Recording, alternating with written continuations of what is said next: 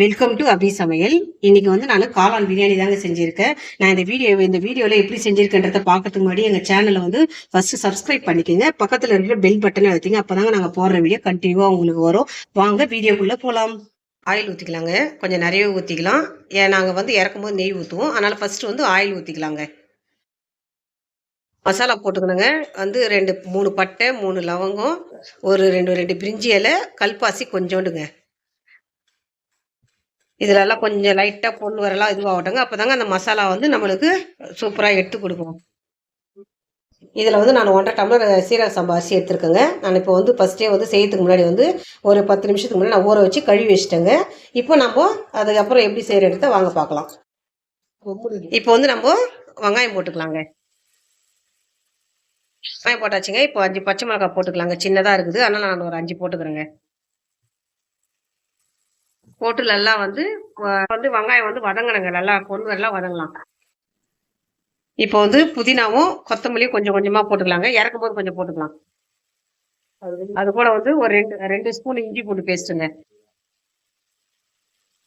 வதக்கி விட்டுக்கலாங்க இதெல்லாம்.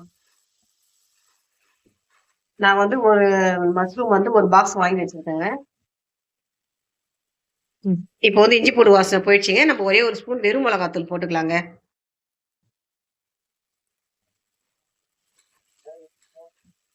இப்போ நம்ம மிளகாத்தூள் வாசனை போற அளவுக்கு கொஞ்சம் வதங்கினா போதும். இஞ்சி பூண்டு வாசனை எல்லாம் போயிடுச்சு. இப்போ வந்து நம்ம ஒரு 3 தக்காளி எடுத்து வச்சிருக்கோங்க. பெரிய தக்காளி, அதை போட்டுக்கலாம். இப்போ நல்லா வந்து தக்காளி வந்து நல்லா ஃபைனா வதங்கட்டுங்க. ஃபைனா தேவையில்ல, கொஞ்சம் மீடியமா வதங்கினாலுமே போதும் இந்த காளான் பிரியாணிக்கு. இப்போ வந்து உப்பு போட்டுக்கலாங்க. திட்டமா உப்பு போட்டுக்கலாம். லாஸ்டா தண்ணி ஊத்திட்டு அதுக்கப்புறம் எவ்வளவு உப்பு இருக்குன்றது அப்புறம் ஆட் பண்ணிக்கலாங்க. இப்ப பாருங்க, நம்ம உப்பு போட்டு தக்காளி வந்து கொஞ்சம் வதங்க பிறகு நம்ம மீதி வந்து ஆட் பண்ணிக்கலாம். இப்போ வந்து நாங்க கேரட், பீன்ஸ் எடுத்து வச்சிருக்கோங்க. அதுவும் கொஞ்சம் ஆட் பண்ணிக்கிறோம் இதுல. இப்ப பாருங்க, நாங்க காளான் வந்து பெருசு பெருசா கட் பண்ணி வச்சிருக்கோம். இது வந்து சின்ன சின்னதா கட் பண்ணீங்கன்னா நம்மளுக்கு எண்ணெயில போட்டு வதங்கினா சுருங்கிடும். அதனால பெருசு பெருசாவே போட்டுங்க. இப்போ வந்து நல்லா இது வந்து ஒரு 5 நிமிஷம் வந்து வதக்கி விட்டுக்கலாங்க. அந்த 3 ஸ்பூன் தயிர் ஊத்திக்கலாங்க.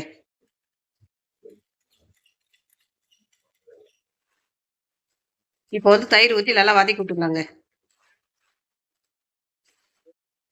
இப்போ வந்து ஒரே ஒரு ஸ்பூன் வந்து நம்ம கரம் மசாலா போட்டுக்கலாங்க.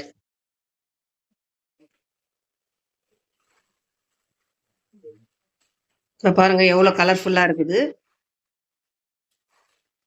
கரம் மசாலா போட்டு ஒரு 5 நிமிஷம் கழிச்சு நம்ம அதுக்கப்புறம் ஆட் பண்ணிக்கலாங்க. இப்ப பாருங்க, நம்ம வந்து அரிசி ஆட் பண்ணிக்கலாம்.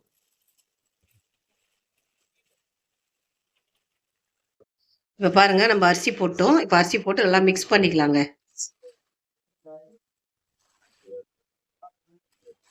நம்ம வந்து 1.5 டம்ளர் அரிசி எடுத்துக்கணும். நான் வந்து 2.5 டம்ளர் தண்ணி வைக்கிறேங்க.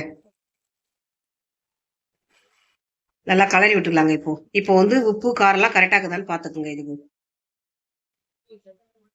இப்போ வந்து நம்ம வந்து சின்ன லெமன்ல 1/2 லெமன் ஊத்துறோங்க. இப்போ வந்து அந்த லெமன் ஊத்திட்ட பிறகு நல்லா கலரி விட்டு ஒரு கொதி வந்த பிறகு நல்லா உப்பு காரம் எல்லாம் கரெக்டா இருக்குதான்னு பாத்துக்கின்னு அதுக்கப்புறம் தேவைன்னா நீங்க போட்டுக்குங்க. நல்லா இதுவாயிட்டு சுண்டிடுச்சு. இப்போ வந்து நம்ம கொஞ்சமா கொத்தமல்லி, புதினாவும் கொத்தமல்லி எடுத்து வச்சிருக்கு, அதை போட்டு நம்ம வந்து நான் விசில் போட போறதில்ல, தம்மு தான் கட்ட போறேங்க. இப்போ ஒரு கலரிடலாம்.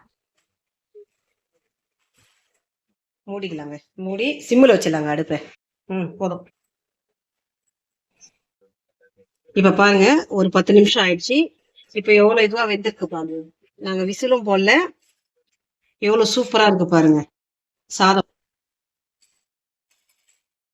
இப்ப பாருங்க, நான் முந்திரி வந்து நெய்யில ஊத்தி வறுத்து எடுத்திருக்கேன். நிறைய பேர் என்ன பண்றாங்க, அதை வதக்கும் போது போடுறாங்க.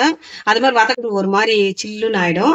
அதனால நான் என்ன பண்ணுவேன், எப்பவுமே லாஸ்ட்ல ஃபைனலா வந்து நெய் போட்டு இந்த முந்திரி வறுத்து இதுல போட்டுருவேங்க.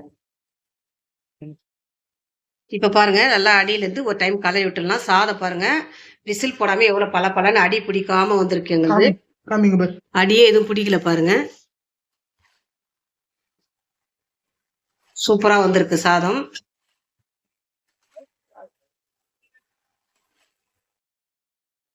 இப்போ பாருங்கள் எவ்வளோ சூப்பராக வந்திருக்கு அந்த காளான் பிரியாணி.